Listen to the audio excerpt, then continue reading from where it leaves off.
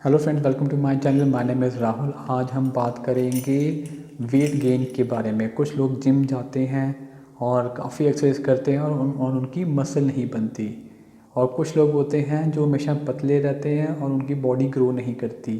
तो इसका रीज़न क्या होता है? इसका मेन रीज़न सिर्फ एक ही होता है कि आपकी बॉडी इंसुलिन रेजिस्टेंट है।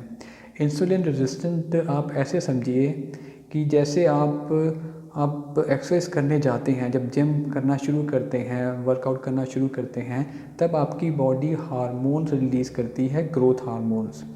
आप सपोज ये है आपका ग्रोथ हार्मोन्स काम करना शुरू हो गए। आप जिम कर रहे हो लेकिन बॉडी ग्रोथ नहीं कर रही। वो इसलिए नहीं कर रही, जैसे अगर आपका ग्रोथ हार्मोन काम कर रहे हैं और ये आपके सेल्स हैं, सेल अभी बंद है, तो इसको खोलने के लिए इसको एनर्जी चाहिए। तो इसको एनर्जी चाहिए तो ये इसका लॉक खोलने के लिए पेनक्रियास को सिग्नल भेजता है कि इंसुलिन भेजें। इंसुलिन जो होती है वो की होती है सेल को खोलने के लिए। तो ये सिग्नल भेजता है पेनक्रियास को, और पेनक्रियास इंसुलिन रिलीज़ करती है ब्लड में, और यहाँ तक पहुँच गई, और ये यहाँ पहुँच के इसको लग गई। लेकिन इसको अभी भी नहीं पता चला, क्योंकि ये लॉक है कि इंसुलिन पहुंची है कि नहीं पहुंची। ये दोबारा सिग्नल भेजता है पेनक्रियास को कि इंसुलिन रिलीज़ करे, वो दोबारा इंसुलिन रिलीज़ करता है। तो यही प्रोसेस चलता रहता है। प्रॉब्लम ये होती है कि ये चाबी तो इसकी लग गई है इंसुलिन की, इसको घुमाने वाली जो ताकत है वो चाहिए आपको। पोटेशियम और सोडियम का पंप होता है, इन दोनों का कॉम्बिनेशन। सोडियम जो होता है वो नमक में होता है। सोडियम तो हम खा लेते हैं काफ़ी ज़्यादा, पोटेशियम हमारी बॉडी में बड़ा कम होता है। इसकी वजह से हमारी बॉडी इंसुलिन रेजिस्टेंट बन जाती है। पोटेशियम आपका अगर सप्लीमेंट लेते हैं तो उसमें मिलता है ऑलमोस्ट 99 mg एक कैप्सूल में आता है, लेकिन आपको चाहिए ऑलमोस्ट 4700 mg। मतलब आपको एक बारी में 40 से 50 वो कैप्सूल खाने पड़ेंगे। या इसका ऑल्टरनेटिव ये है कि आप अपनी डाइट में ग्रीन वेजिटेबल्स बहुत बढ़ाइए।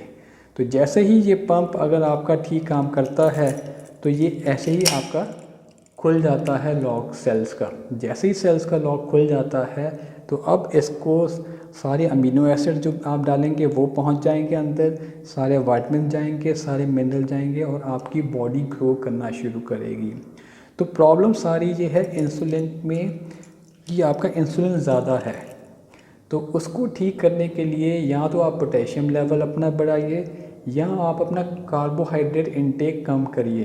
कार्बोहाइड्रेट सारी रोटी में होता है, तो वो इंटेक आप कम करिए। पोटेशियम का लेवल बढ़ाइए तो आपकी बॉडी बहुत जल्दी ग्रो करेगी। आप जो खाएंगे खाया पिया लगेगा। तो ग्रोथ हार्मोन्स जो होते हैं, ये वाले ग्रोथ हार्मोन्स को एक्टिवेट करने के लिए आपने एक्सरसाइज से करनी शुरू कर दी। उसके साथ आप प्रॉपर स्लीप लीजिए, प्रॉपर रेस्ट होना चाहिए, तो वो प्रॉपरली बॉडी काम करती है।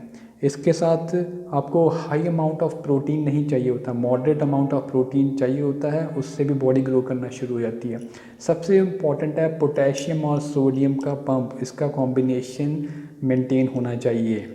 आप जितनी मर्जी एक्सरसाइज कर लिए, ग्रोथ हार्मोन्स काम कर रहे हैं, लेकिन अगर सेल का दरवाज़ा बंद है, लॉक बंद है, ठीक है, तो आपकी बॉडी का ग्रोथ नहीं होगा। सबसे इम्पॉर्टेंट है इसको खोलना, लॉक को खोलना।